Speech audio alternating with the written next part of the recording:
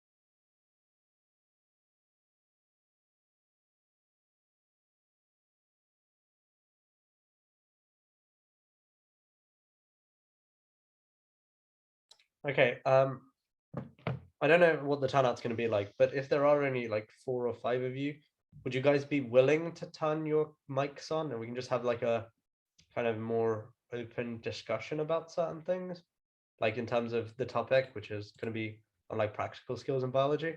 I just don't know how many people are planning to turn up, but if there are only like 4 people, then I'd like to make it a little bit more interactive. Would that be okay with everyone, or?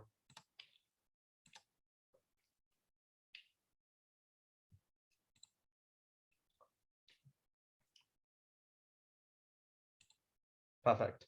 Cool. I just because there's no point in like if there's only 4 or 5 of you, then trying to do something that's like a little bit more stilted. We might as well make it properly interactive.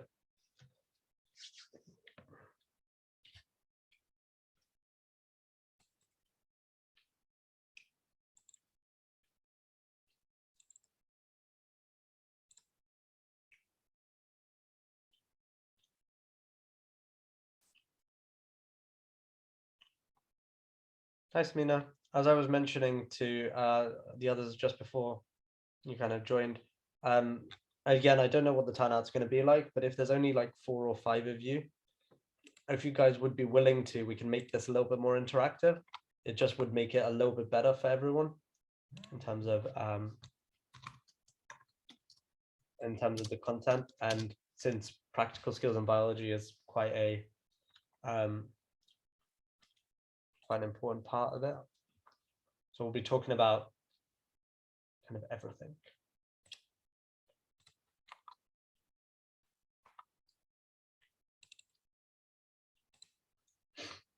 And I'll try and make it like a bit of a Q&A at the end as well, just so you guys can answer any questions about like kind of learning or anything that you guys are currently struggling with. My plan was that in second semester I would do A2 content. Now, I don't know if that's still going to go ahead because the turnouts have been getting a bit worse over the last couple of weeks. So, but we'll let you know on the group chat.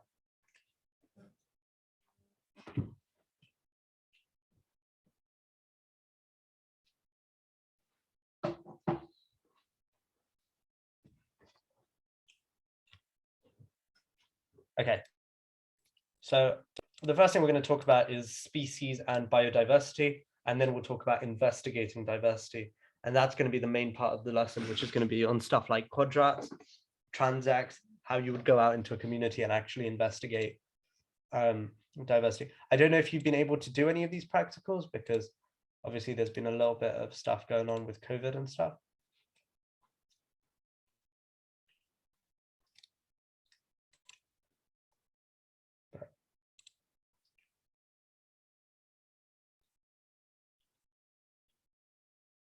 Okay.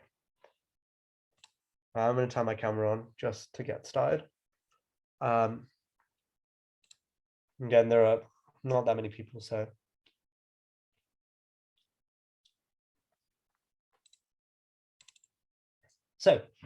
basically, starting with kind of core principles, what is biodiversity? So biodiversity is basically defined as the variation of living organisms within a particular habitat or area or ecosystem. Or biodiversity can be measured all over the planet, basically.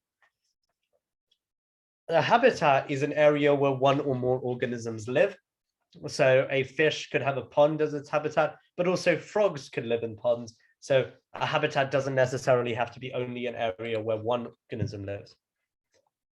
A community is all of the populations present in a single habitat.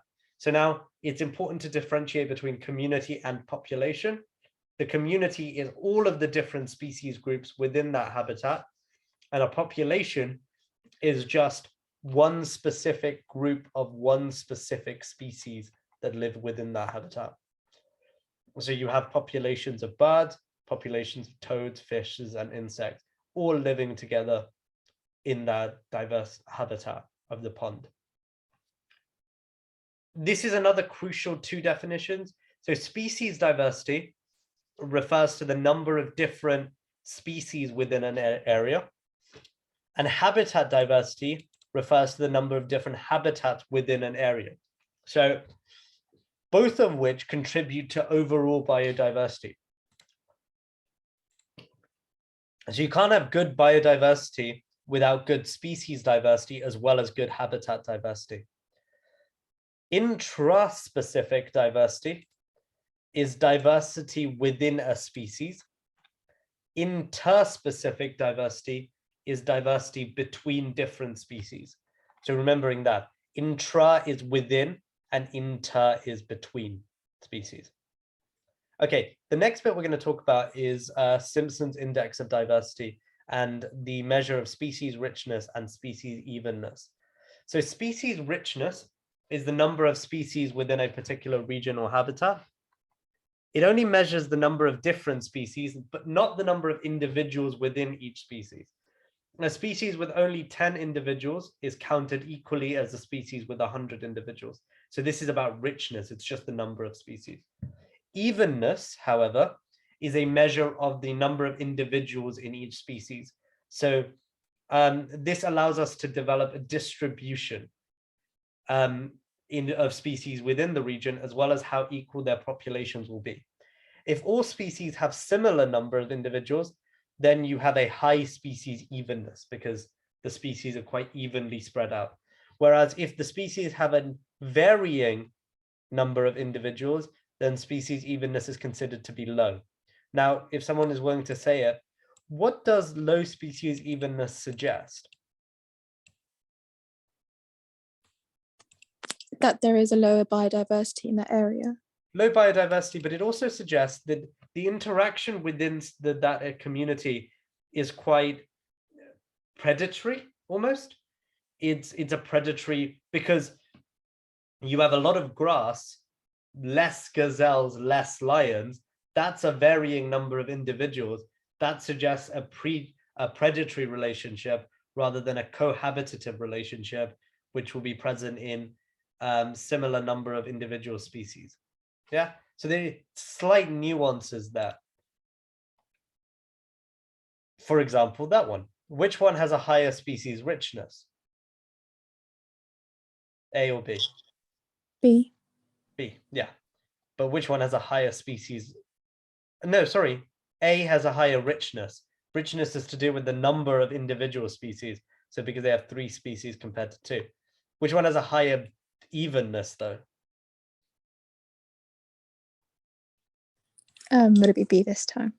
Yeah, this time it would be B because the species are more evenly distributed. And as you can see, this kind of makes sense. Frogs and fish don't tend to occupy they don't tend to occupy a predatory relationship, but fish, frogs, and herons will be a core consumer. They'll tend to consume on the other species. So that is going to lead to lower evenness. So that does add up. Simpson's diversity index is a measure of the relationship between the number of different species in a habitat, which is species richness, and the number of individuals within each species evenness. And it's calculated by this equation, where diversity is the total number of organisms of all species multiplied by the number of organisms of all species minus 1, divided by the sum of the total number of organisms of each species multiplied by the total number of organisms of each species minus 1. So let's do a worked together. And what we know is the closer that the diversity index is to 0, the less stable that ecosystem is. So the principle is that if one thing is then pulled out of that ecosystem, you're more likely to get an entire ecosystem collapse. And what a low diversity index suggests is that a lot of the species are quite interlinked, that if one thing falls, the other things also fall. Okay, so calculating index of diversity.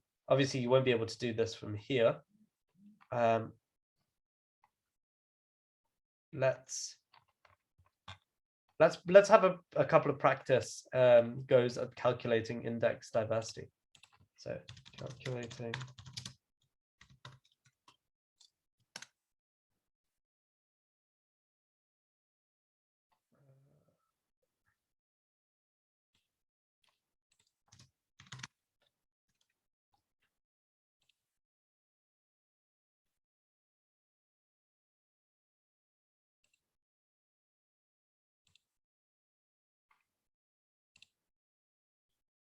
would you guys like to try and calculate the diversity index for this one?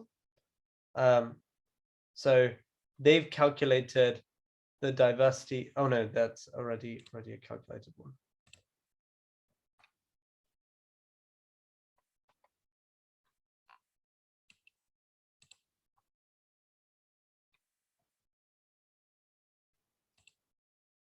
Let's have a go at this one actually. So this is using a different equation where they do 1 minus and then they do the opposite formula. It works either way. And you still get a species diversity index. The representation is exactly the same. So if you want to have a go at this one. So this is basically using the pictures. So just label each species, then kind of have a go.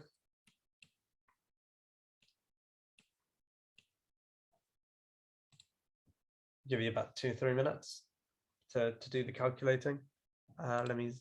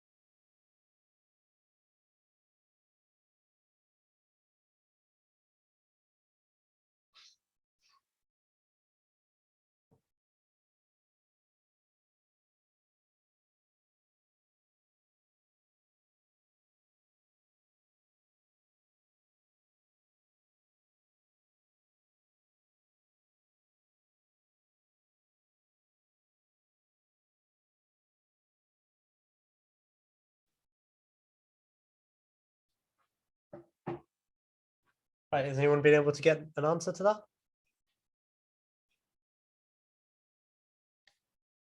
It is quite a difficult question, so I will give you a little bit longer, but then I'll talk you through how to do it. Or if anyone wants to have a go at trying to talk through how to do it.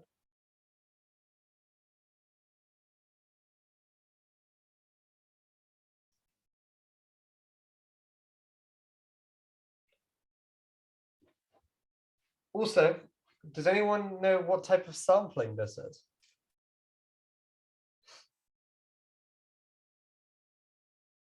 Random sampling. Okay, why is it random? Because they've taken it at 3 random points and they haven't like done it systematically where they said they'll do it in like every 3 meters or something. Yeah. So it's not stratified, they've not taken specific, but they've taken it at a specific point at 3 random times. So yeah, it is random sampling.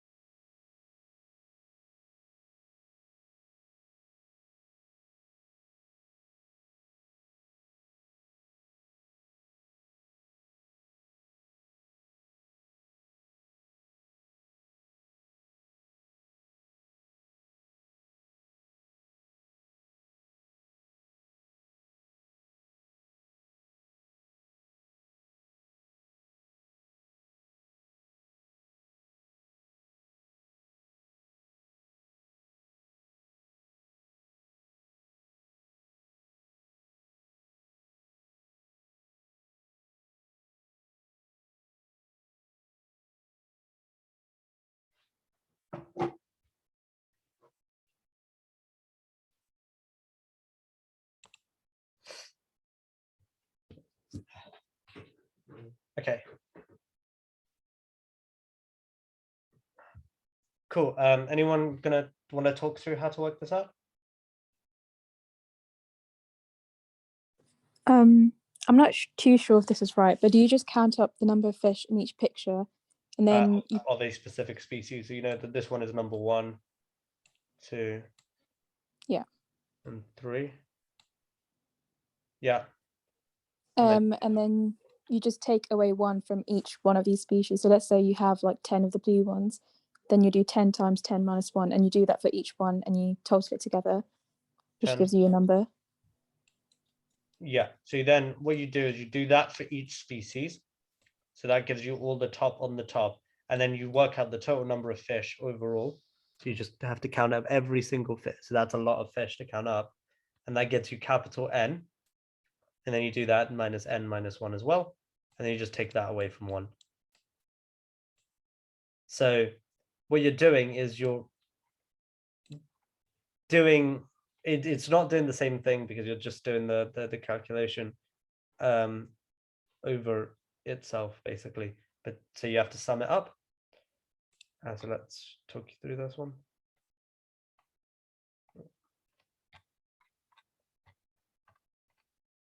So let's just take reef, this one as an example. Let's take this small picture as an example and just use that. Okay, so there is 1 of this fish, there's 1 of this fish, there's 1 of this fish, there's 1, 2, 3, 4, 5, 6 of this zebra fish. There is 7 of the zebra fish. There is 1, 2, 3, 4, 5, 6, 7, 8, 9, 10, 12, 13, 14, 15, 16, 20, 21, 22, 23, 24, 25, 26, 27, 28. There's about 30 of the small fish, right? So now you've got all the different species. So number of individuals is 30. So 30 plus 1 plus 1 is 32. 32 plus 7, sorry, 32 plus 8. So you have total big N equals 40. So that's what that's given you.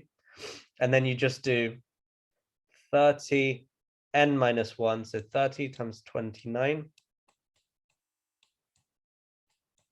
plus 1 times 0 plus 1 times 0 plus 1 times 0 plus 7 times 6. And so what that indicates is that in terms of the total index, in terms of this total species diversity, these big fish that represent such a, they're only one of them, don't actually play a huge role.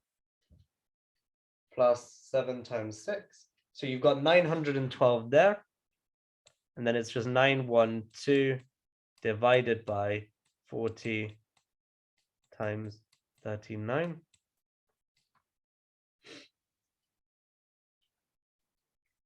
Which is 0.58. And then you do 1 minus that. And so that gives you an index of diversity of 0.42. Does that make sense? Calculation wise, everyone got that? I mean, normally I'd put this into the table, but I didn't want to scroll down. So you get a species index of diversity of 0.42. And from there, you can basically say and conclude that since that diversity index is quite small, it indicates that even though there is a large species richness, evenness is quite weak there. And therefore, this is an unstable ecosystem. Or relatively unstable ecosystem anyway. Okay, the last thing we're going to talk about is farming and the techniques that they use as farmers to reduce biodiversity. So there needs to be a balance between conservation and farming. Farming in particular has definitely led to several problems as farmers use multiple techniques to maximize food output. The biggest problem here is habitat destruction. So for example, the palm oil trade destroys large areas of tropical forest to create monoculture. Monoculture is where you plant one plant species and that takes over an entire area. That's dangerous because that has low genetic diversity, and therefore, if there is the prevalence of a disease that could destroy one species, it will destroy the entire species or destroy the entire habitat. Loss of habitat also then leads to the extinction of different species in the ecosystem, which leads to a loss of biodiversity and leading to low biological health. Loss of trees leads to soil erosion. Soil erosion leads to the loss of nutritional value, which will interrupt the entire ecosystem. Pesticides and herbicides can kill other animals. Plus, they can also leach into the river systems and affect fish and other aquatic animals. This is a process called eutrophication. Has anyone heard of eutrophication?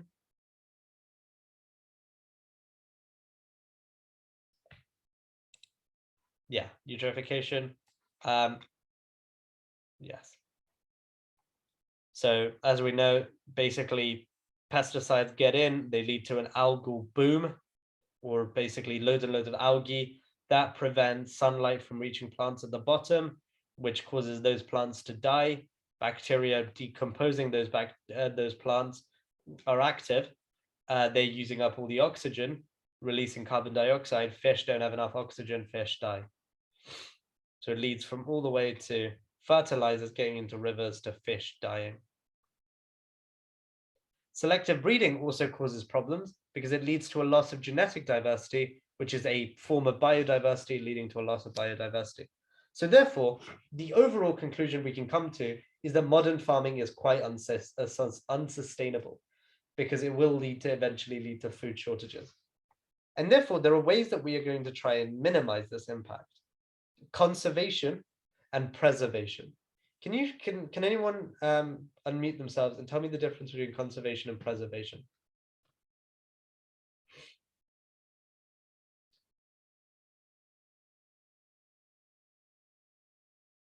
Anyone feel confident? Is conservation done in situ? So like in the actual environment wherever the species are, and then preservation is, yeah, I'm not sure, but it's conservation that. Yeah, so you're arguing that conservation is in situ, preservation is ex situ. There is a tendency for that to happen, but it's to do with what they're doing. So conservation is to repair ecosystems. So conservation is to not only protect the wild organisms, but also to create ways that we can utilize those environments sustainably. Preservation, on the other hand, is to almost stop use of that environment completely. It's to literally preserve it as it is. The goal is not to find ways of sustainable use, but it's to preserve the habitat in a way that isn't changed by time. And so usually conservation is actually done ex situ, because conservation is done because you're trying to utilize organisms sustainably, whereas preservation is done by removing all human interaction with an environment or a habitat. And so ways that we can conserve wild species, we can prevent deforestation, and we can preserve habitats. Can everyone who's willing to shout out, just unmute themselves and shout out a conservation technique that we can use? So I'll start. We can use fishing prevention zones, which are areas of large bodies of water that are not allowed to be fished in, especially areas that are near kind of breeding grounds. For example, we can use that. Other people want to just unmute themselves and shout out examples of ways that we can kind of create conservation. Zoos, yeah, zoos are an ex situ example.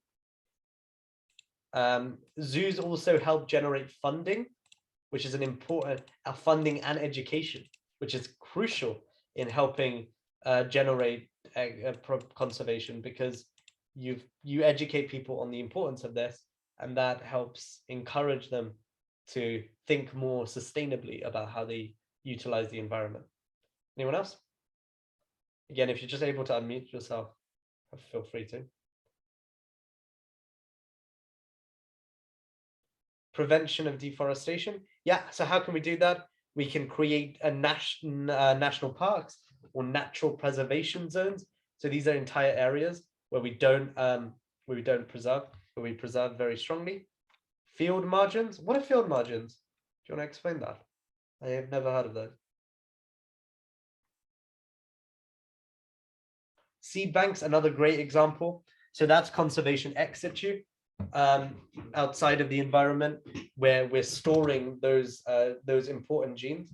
Interesting fact of the day, there is recent evidence to suggest wild coffee can be used in disease prevention, because they contain loads and loads of important genes that can be used to make new drugs. So that's something cool. Areas between farming fields allowing for hedgerows to regrow. Yeah, so that sounds like a way that we can conserve. Botanical gardens, obviously another form of conservation ex situ.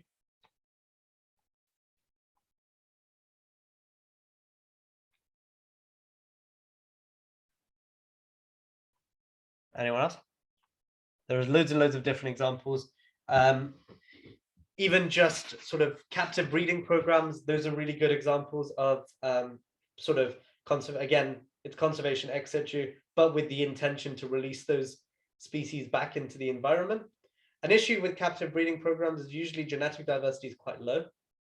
And if we are captive breeding, those offspring will not be used to living in the wild.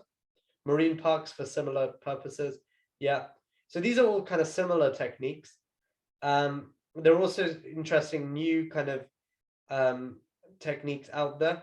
We can perform national impact studies, which are used to test before we build, to test what the impact on the environment is going to be if we do any building. That's another important example. But yeah, there's loads and loads of examples. Climate change is going to cause huge problems because organisms, it's going to be a form of a selection pressure, which then will lead to a loss of suitable habitat, which can cause organisms to become extinct if they aren't able to adapt very fast. Also, there will be competition, and there will also be the increase in diseases. New study came out a couple of months back. I remember reading it, that indicated that malaria causing mosquitoes could reach the UK very, very soon because they're being outcompeted in their tropical environments, and so they're migrating upwards towards Europe. So diseases are going to spread quite fast. So we've covered all of that. Now we're going to cover investigating diversity. So this is how we can kind of research diversity, and what do we need to do when we're researching diversity? So we've got basic stuff like genetic diversity can be researched with comparative genomics, which is basically where you sequence the genome of a species and then you compare them to other species. Observable characteristics, facial features, body shape, bone structure, height, weight, blood pressure. Rapid gene sequencing, DNA sequences, and you can do this using a couple of proteins as well. So protein sequencing, which is also being used. So does anyone know the protein that we use to sequence? Cytochrome C, yeah, also hemoglobin, both of which are used generally as part of protein sequencing. So yeah, mRNA as well, mRNA sequencing, it's a similar process. We're measuring sequences, amino acid sequences, and then the last one. This helps us, but all of these metrics are helping us study evolutionary relationships. They're not really there to measure diversity per se. More looking at diversity is about sort of quantitative data sampling. So comparative genomics is kind of looking at organism A and B, and this measures how similar their relationships were from an evolutionary standpoint. Obviously variation as well.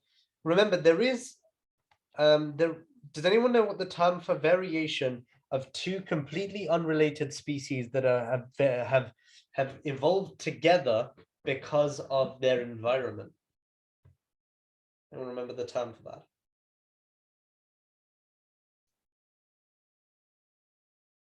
So two unrelated species that have evolved separately but have ended up convergent evolution. Yeah.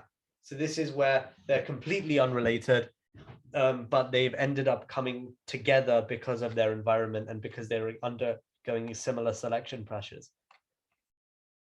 Okay, this is the important thing, is measuring continuous. So continuous variation, so features generally that have intermediate values along a range, they're not distinctly categories.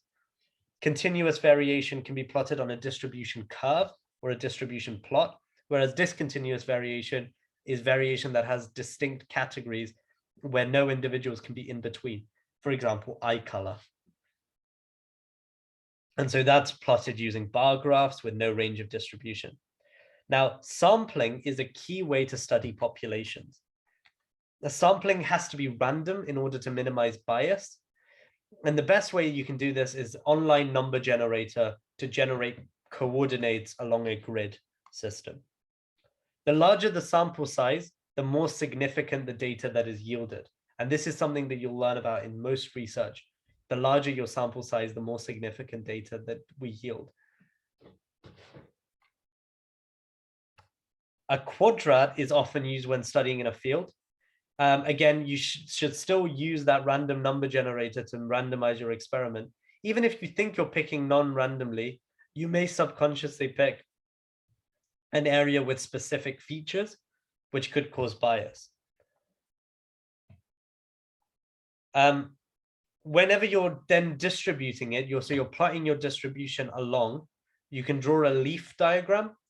So can anyone just unmute themselves and describe what a leaf diagram looks like? Or what it's meant to use?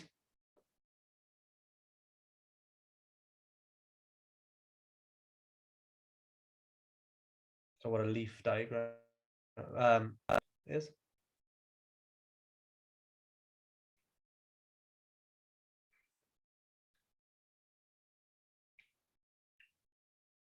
So a leaf diagram, no, don't know. A leaf diagram, stem and leaf, yeah. Although most people just call it leaf diagrams.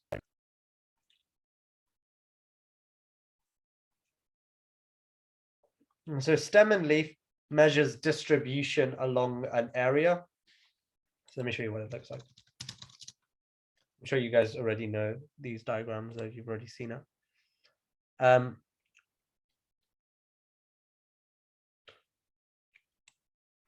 Stem and leaf and kite diagrams, because both of them measure distribution in a different way. Kite diagrams actually do it more significantly. Oh.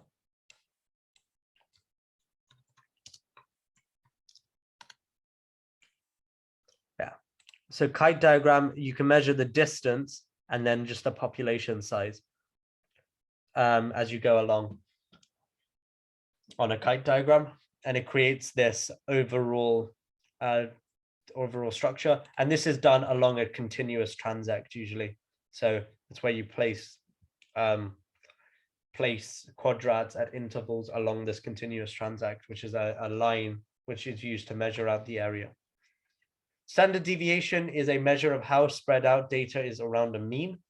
The percentage of our sample measured above the mean and percentage measured below the mean can therefore be determined, and it can help us determine things like interquartile range. Standard deviation is also slightly better than the mean because it helps show the impact that outliers are having on our results, which is quite important. When drawing conclusions, we do need to measure how significant the difference is between samples. And so the way we do this is usually we use p-values, and p-values can be determined by the statistical modeling that we're using. So let's say we're using a t-test, for example. You can work out the p-value of your t-test and therefore determine whether we can reject or accept our null hypothesis. And this is to do with significance values and confidence intervals. Remember, a small standard deviation indicates that data is centered around a mean, and therefore it suggests that the difference is more significant than a large standard deviation, which suggests the data is quite well spread out around the mean, and therefore suggests that the difference is less significant. Does that make sense? Remember, whenever you're doing practical investigations and you're asked about them, remember to always state that you should be doing things to minimize bias, and also that you should be doing things that help kind of doing things that help ensure validity, and you're doing that by repeating your results over and over again. Okay, well, we're back to kind of only a few people, and I'm leaving this now, last bit before Christmas. You know, I'm hoping all you guys will be revising and stuff for your exams. So do you guys have any questions for me? Just about anything?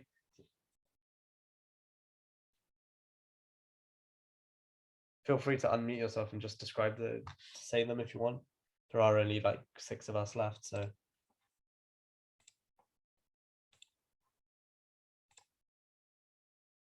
No worries.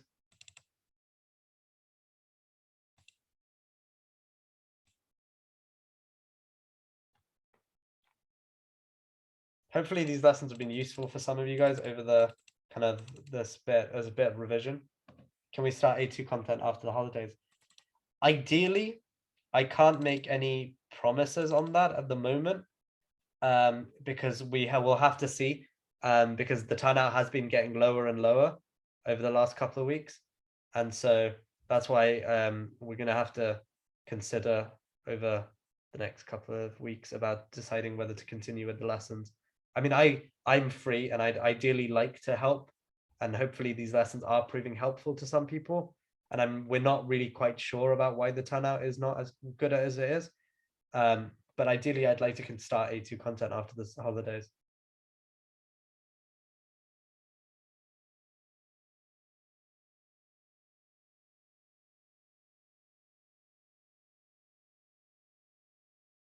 No worries.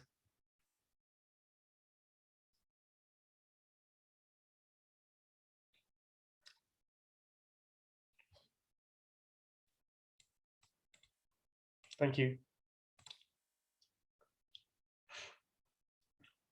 If there's nothing else to cover, you're more than welcome to go away and have a good holiday. Yeah, I hope to see you guys after the holidays. We'll let you know.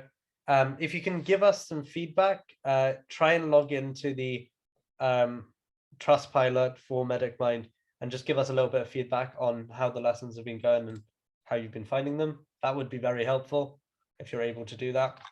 That would be amazing. Thank you, everyone. Have a good Christmas. Bye.